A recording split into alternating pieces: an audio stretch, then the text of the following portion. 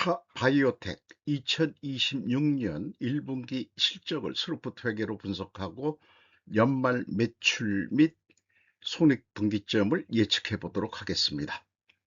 매출은 9.2% 증가했고 영업손실 13억 7천만 원입니다. 두통 T회전율 0.09회전, PBR은 6으로 높은 상태입니다. 재고자산 매출원가 회계 데이터 신뢰하기 어렵다는 판단이 됩니다. 차요 바이텍에 대한 사업 개요입니다. 본사는 강남구 도산대로 442번지 3층 청담동 PN 플러스 빌딩에 들어가 있는 모양이네요.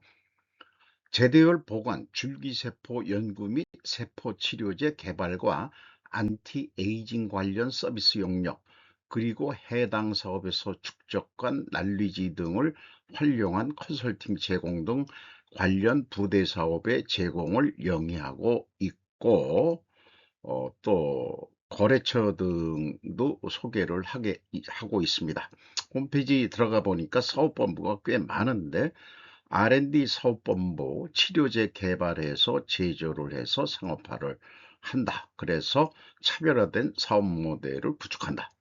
제대열 사업본부는 차 헬스 시스템의 독보적인 세포 냉동 보관 기술력, 난치성 질병 치료를 위한 생명보호, 제대열 줄기세포 위탁 보관 사업 운영, 이런 것들도 하고 있고, 바이오 인슈런스 사업본부 등등 여러 사업본부를 운영하고 있습니다.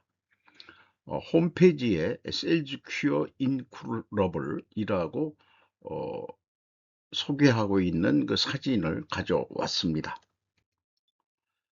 주가는 11,930원으로 1년 전보다 17.9% 상승했습니다. PBR은 6으로 237%나 크게 뛰었습니다. 장부 가격이 그 내려감으로 인해서 그 PBR이 올라갔습니다. 5% 이상 주주는 KH그린이 9.35%, 차광열씨가 4.32%.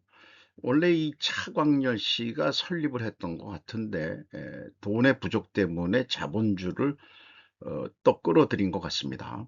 외국인이 8.29%인데 JP모건, 모건스탠리, 메릴린치가 눈에 띕니다. 스루프트 회계로 분석한 결과입니다. 원가 회계 손익하고 큰 차이는 없습니다. 매출은 161억 7,200만 원으로 9.2% 증가했습니다. 매출에 비례하는 매출 재료비는 1.4% 감소했습니다.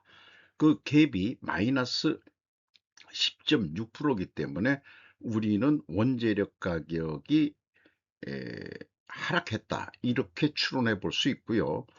또는 다르게 얘기하면은 그 수익 매출 단가가 올라갈 수도 있다, 이렇게 해석할 수도 있습니다. 스루프율은 0.3% 상승했는데 운영경비가 170억 6,200만 원으로 무려 19.1% 크게 증가했습니다. 그 결과 TOE 생산성은 0.92로서 0.08포인트가 하락했고, 영업손실 13억 7,400만 원의 영업손실이 발생했습니다. 전년도 거의 손익분기점 수준이었는데 이 숫자적인 의미는 크게 없다고 봐야 될 것 같습니다. 24,948.6%. 원가 회계 영업 손실보다 500만 원 더 손실이 났습니다. 영업 손실률 8.5%, 8.5%가 더 추락을 한 거죠. 재고 자산은 8,800만 원, 이게 그 상품 포함인데요. 338.9%. 그런데 정리한 것을 읽어드리면은 영업손실 원인은 매출 재료 비율이 하락으로, 스루프 9.5% 금액상으로 증가하였으나 OE가 거의 10.1%, 아니 10% 정도 더 높게 증가해 가지고 이것이 원인으로 보입니다. 그리고 가공비 배부 재고자산 회전율은 아직 제품 영업이 아닌 서비스 매출이 주중이므로 경영평가 지표로 선지형하기에는 무리가 있다고 보겠습니다. 원가회계 손익으로 또 손실 원인을 설명해 보자면은 매출 총이익까지는 매출 증가와 매출 원가율 3.2% 하락으로 어, 매출이익은 16.1% 증가했으나 판매관리비 34.3% 증가로 설명할 수밖에 없겠습니다. 따라서 원가회계는 항상 매출원가 증감 원이란 2차 질문이 불가피합니다. 매출원가가 그러면은 이번에는 원가율이 어떻게 떨어진 거냐? 이렇게 좀 물어봐야 되는 거죠. 그 원인 분석을 저는 스루풋 관점으로 접근을 하고 있는 것입니다. 그리고 매출 그 구성을 보면은 상품 매출이 6억 9,300만 원, 서비스 매출이 145억 6,900만 원, 기타 매출이 있습니다. 그래서 상품 매출은 0.2% 감소했고 서비스 매출은 14.1% 증가했습니다. 상품 매출 원가 2.8% 하락했고 서비스 매출 원가 5.5% 증가했습니다. 이런 상황이기 때문에 굳이 이 결산 손익을 원가 회계로 할 필요가 있을까라고 이제 질문을 던져볼 수 있겠죠. 매출이익의 대부분은 서비스 매출로 이루어지는 것을 우리는 볼 수 있습니다. 재고자산 내역입니다. 유동상품 제품이 있습니다. 두 가지를 합친 것을 가공비 배부 재고자산이라고 명명하고 있습니다. 600만 원 증가했습니다. 뭐 크게 재고들은 적게 가져가고 있는 상황이네요. 유동 저장품이라는 게 좀 관심사로 또 오릅니다. 이런 기업이 뭐가 저장품이 있는지, 그리고 원재료가 식별되고 있지 않습니다. 저장품이 원재료인가 의문이 좀 들어갑니다. 제품은 2026년에 처음 1분기에 2,600만 원 재고가 발생했고 그 전년도까지는 제품 재고는 없었습니다. 어, 그 재고자산 명세는 기초재고, 기말재고관 하기 때문에 저 위에 있는 이 표대로 흐름으로 그 입출 재고를 교차 검증을 한번 시도해 봤는데 맞춰지긴 합니다. 원재료가 만약 저장품이라면은 저장품 기초 재고에서 입고 금액, 에, 출고 금액, 이렇게 그 산출해 내는데 에, 두 가지만 있으면은 일단 재고는 있고 그 다음에 이 출고 금액이 그 비성분의 그 사용액으로 돼 있으니까 입고 금액을 역산해서 산출해 낼 수 있는 거죠. 상품도 동일한 방법으로 해 보면은 요거는 그 상품 비성분의 이 상품 매출원가가 없지만은 아까 그 손익 내용에 상품 매출원가가 있기 때문에 그 출고액이 상품 매출원가가 되겠죠. 그래서 상품 매입액도 역산으로 풀이해서 낼 수 있겠습니다. 그리고 제품 앤 서비스로 표현했는데 고 고거가 제품의 그 입출이라고 그러면은 사실은 그 서비스 금액일 거예요. 요것도 이렇게 산출해 낼 수 있겠습니다. 그래서 갭은 없는 거로 그렇게 이제 제가 어떻게 보면 제가 맞춰준 꼴이나 마찬가지죠.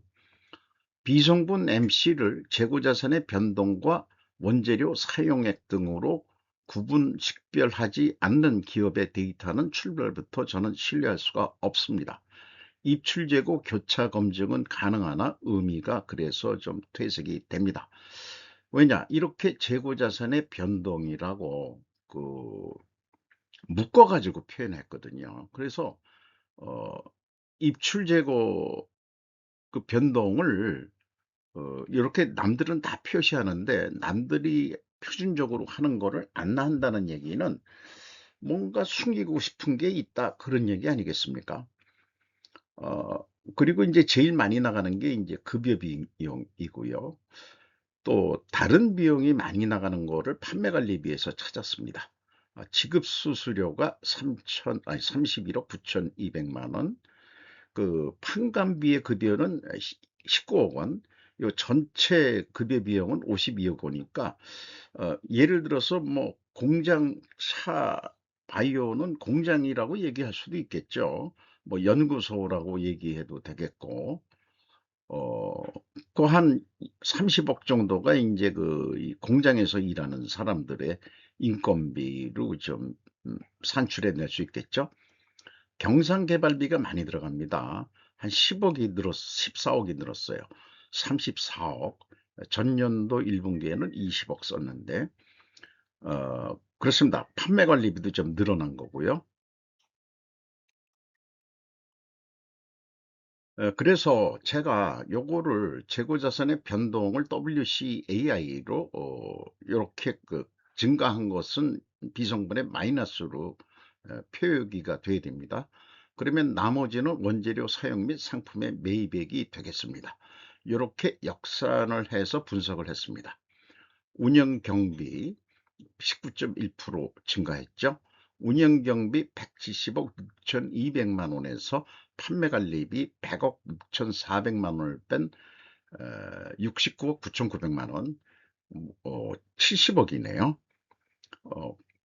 가공 비율이 93.5%, 그 다음에 재료 비율은 6.5%로 0.2%가 떨어졌습니다.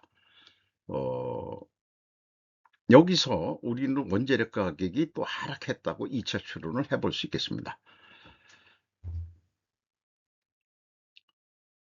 정보 시스템의 진정한 역할, 이것은 설명하는 것을 생략하겠습니다. 다만 그 전산 시스템, 정보 시스템에서 봄과 라우팅을 매출 원가와 제조 원가의 영역으로 비유를 해볼 수 있는 내용이 되겠습니다.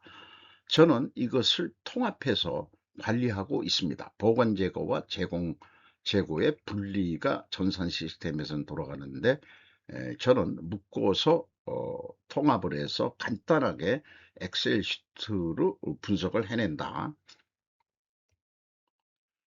가시적인 어떤 그림으로 보험의 구조가 이렇다면은 매출원가로 비유를 하는 거고요. 제품 재간 보관 재고다 이렇게 볼 수 있겠고요. 라우팅이 공정도인데 이것이 제공 재고로 인식을 할 수 있겠습니다. MRP 시스템도 결국 원가세계 패러다임을 벗어나지 못했다고 저는 판단이 됩니다. 스루풋 회계와 원가 회계 영업이익과의 차이 500만 원은 가공비 배부 재고자산 증가액에서 가공 비율이 꽤 높죠. 운영 경비들이 가공 비율이라기보다도 이것은 그 워킹 코스트 그 비율이 높기 때문에 이렇게 검증이 됩니다. 주요 운영 경비로서 인건비가 52억 4,300만 원, 8.3% 증가했습니다. 직원 수는 300명 그대로 가고 있는 것으로 되어 있습니다. 그래서 연간 평균 임금은 6,990만 원, 약 7천만 원으로 예상이 되고 8.3% 인상이 된 것으로 산출이 됩니다. 노동 생산성은 떨어졌어요. 8.9%. 노동 분배율은 1.2%가 떨어졌습니다. 이것은 상대적으로 노동 분배율은 증가했다고 볼 수 있겠습니다. 바이오텍을 하면서 이런 노동이라는 용어에 대해서 설명하는 것은 좀 안 어울릴지 모르지만 현 정권은 노동절로 개칭했으므로 그 용어를 저는 따르기로 했습니다. 그래서 노동 생산성은 근데 스루풋 관점으로 뽑는 겁니다. 노동 분배율도 스루풋 관점으로 뽑습니다. 노동 생산성은 하락했으나 노동 분배율은 상대적으로 적게 하락했으니까 노동 분배율은 상승했다는 의미입니다. 연간 임금 수준은 6,900만 원, 한 7천만 원이면은 중소기업, 중견기업 수준의 급여라고 판단이 됩니다. 운영비용 증가는 인건비와 지급수수료, 특히 R&D의 67%가 증가가 적자의 핵심 원인으로 나옵니다. 스루프까지는 돈을 벌었는데 쓴 비용이 많다. 연구하는데 돈을 많이 들어갔다. 뭐 지급수수료도 많이 나간다. 이런 것 때문에 적자가 났다. 이렇게 이제 분석이 되는 거죠. 경영평가지표 재고 회전율로는 이게 적합할 것 같지가 않습니다. 스루픈율 상승했고요. 어쨌든 이 두 가지가 다 순방향으로 상승했으면 투명하게 가정은 일단 합니다. 어, 그래서 이 대체평가 지표로 두퐁 T 회전율로 제가 제시를 합니다. 서비스업은 제가 다 두퐁 T 회전율로 하고 있습니다. 매출채권 수금속도 1.6회전, 매입 채무 지급 속도가 이게 어떻게 이렇게 나왔나 모르겠네요. 요거는 제가 다시 확인하겠습니다. 음, 자동으로 산출하게 해놔가지고 어떤 때 그냥 건너뛰는 경우가 있는데 이상하게 나올 때는 제가 좀 확인을 하고 다시 이 표를 올리도록 하겠습니다. 어, 올릴 때는. 그래서 이 경영평가지표 재고 회전율 대신 T 회전율, 매출 나누기 자본 총계, 뭐 간단한 겁니다. 자본 총계를 재고 투자로 인식을 하는 거죠. 그래서 이것이 0.09인데 소점 한 세 자리로 하면 0.3%가 하락한 것으로 산출이 됩니다. 현금 버퍼가 865.9% 나가지고 있는데 이것은 자본 증가로 인해서 충분한 자금을 확보하고 있습니다. 이럴 때 제가 느끼는 건데요. 아까 그 R&D 경상 비용이 많이 나갔죠. 개발을 빙자한 낭비가 발생할 수도 있다고 저는 봅니다. 두퐁 T 회전율은 0.3% 하락했습니다. 어쨌든 경영평가 지표 요거는 실질적으로 재고 회전율 상승, 수료분율 상승, 순방향이면 투명하게 가정 요것을 입증하려면 원자력 가격 하락, 손익계산서하고 비성분에서도 다 하락으로 추론이 됐죠. 그리고 판매 가격은 조금이라도 인상이 돼야 되는 거 아니겠느냐. 이렇게 되는데 그게 증명이 될 수 있을까요? 원재료 가격을 보니까 이렇게 많은 걸 얘기했는데 여기에 프로세싱 백, 오버랩 백, 코드 블루드 백, 뭐 이런 거로 뭐 이렇게 좀 하는 것들이 있는 모양이죠. 그러니까 이게 원재료인지 저장품인지 뭐 이 의학 용어들은 뭐 잘 모르지만 여긴 알부민 주 20%뭐 이런 게 있고 뭐 이런 게 있습니다. 어쨌든 가격 변동이 없습니다. 원재료가 현실적으로 있으면서 재고자산 명세에 원재료가 없다는 것은 불투명한 회계라고 볼 수 있겠죠. 그러면은 원재료에 대해서 뭐 여러 설명을 이렇게 바라바라 했습니다. 그리고 공급업체의 원재료 영업비밀을 보호하기 위해 공급업체명은 기재하지 않습니다. 그 재대혈이라든가 뭐 이런 것들이 그런 걸 걸까요? 어쨌든 그 재대혈이 이제 핵심 제품인 모양인데 기본형 고급형 비싸군요. 145만 원, 190. 어쨌든 이것도 변동이 없습니다. 그러면은 우리의 그 투명하게 입증을 이론을 해볼 방법이 없죠. 입증이 불가능하고 입증 실패입니다. 입증 실패면은 분식회계 개연성이 다시 부활합니다.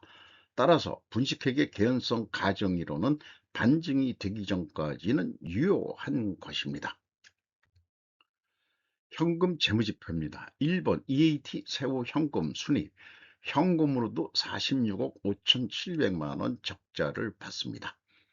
두 번째, 영업활동에 의한 현금 유출이 1,169억 원이 있었습니다. 최종 1,699억 원의 현금이 잃었다는 없다고 봐야 되겠습니다. 당기순이익은 뭐 영업외 부분 때문에 흑자 207억이 났습니다만은 실질적인 현금으로도 적자라는 얘기가 되겠습니다. 어, 자유현금으로는 채권자한테서 716억 원을 추가로 차입을 했습니다. 채권자 입장에서는 돈을 주는 거니까는 마이너스로 표현이 되고요. 주주 입장에서도 2021억 원이 이 돈을 바이오한테 돈을 더 투자를 했다는 얘기입니다. 그게 24.4%인데 그 내역은 복잡합니다. 지분의 발행으로 1,098억 원의 자본이 더 증가했고요. 전환사채 행사, 신주인수권부 사채 행사, 상환전환 우선주의 행사, 이런 것들로 해서 2021억 3,300만 원 똑같죠. 요것을 증명이 됩니다. 회사 전체의 자유현금 흐름은 마이너스 2,737억인데 마이너스면은 풀이가 아니고 언풀이로 해야 되니까 그만큼 자기가 돈을 벌어서 자기 자유의지에 의해서 집행한 게 아니고 음, 피 예, 언프리한 그런 돈의 성격으로 번역을 해야 될 것입니다. 일본에서 자꾸 프리캐시를 잉여로 했는데 적절하지 않은 것 같습니다. 캐펙스에 735억 8,200만 원이나 그가 투자했는데 뒤에 가서 어디에 투자를 했는지 보여드리겠습니다. 어, 자산 상태입니다. 현금성 자산이 무려 1,037억 원이 증가했고 자본 증가가 됐는데 아직 쓸 용처가 없어서 보관하고 있는 거죠. 다른 것들은 다 내려갔습니다. 음, 그리고 비유동 자산을 보면은 장기금융 자산에 713억 원을 어, 썼네요. 들어온 이 자본금 2천억 중에서 이렇게 되어 있습니다. 부채로 매입 채무가 좀 줄어들었고요. 단기 차입금이 또 한 1,050억 원이 줄었습니다. 그리고 장기 차입금은 800억 원이 새로 생겼습니다.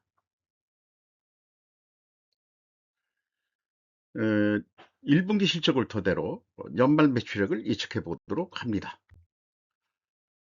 손익분기점을 목표로 계획을 세웠습니다. 운영 경비가 1 더하기 300% 산식에 의해서 스르픈율로 나누면은 703억은 해야 손익분기점이다. 이게 실현 가능할지, 또 매출 재료비 기준도 1 더하기 335% 요거는 여기 그 335% 그대로 가져와서 어, 매출 재료 비율이 3%뿐이 안 되죠. 그걸 나누면은 703억 5,500만 원 똑같은 금액으로 매출 계획을 해 볼 수 있습니다. 문제는 올해 안에 이것이 실현 가능하겠느냐는 거죠. 자, 실현 가능성을 논의하기 전에 사전 또는 사후 예측의 갭 해석 이런 제목으로 추가 작업을 좀 해봅니다. 어, 지금처럼 똑같은 방법으로 작년에 제가 분석을 했다면은 손익분기점으로 했을 때 592억을 할 것이라고 예측을 했을 겁니다. 근데 실제 매출액은 622억 2,500만 원이기 때문에 4.8% 갭이 있습니다. 그러면은 2026년 때 참고를 해야 되겠죠. 약 5%를 더 애드하면 되겠다. 뭐 이런 생각을 해볼 수 있는 겁니다. 그리고 아까 그 손익분기점 예측을 했는데 이것이 실현 가능한 도달 시기를 산출해 보면은 14.2개월이 걸립니다. 전년도에는 13.1개월이었습니다. 그러니까 전년도도 적자였죠. 올해는 더 적자가 날 것 같다 그런 얘기죠. 어, 그래서 이 약 1.1개월 33일 더 늦어집니다. 따라서 실현 가능한 실행 계획을 고려할 수밖에 없죠. 그래서 액션 플랜으로 310%로만 해보자. 실현 가능한 거. 4.8% 적게 예측했었는데 10%를 더 예측한다. 그 663억을 하기로 하자.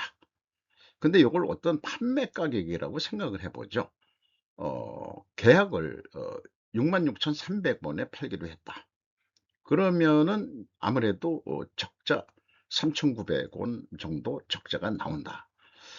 그러면은 손익분기점을 위해서 할 수 있는 것은 결국 매출 증가인데, 아까 두평 T 회전율 소수점 세 자리로 하면은 0.087분이 안 됩니다. 요거를 0.1 회전만 해보자.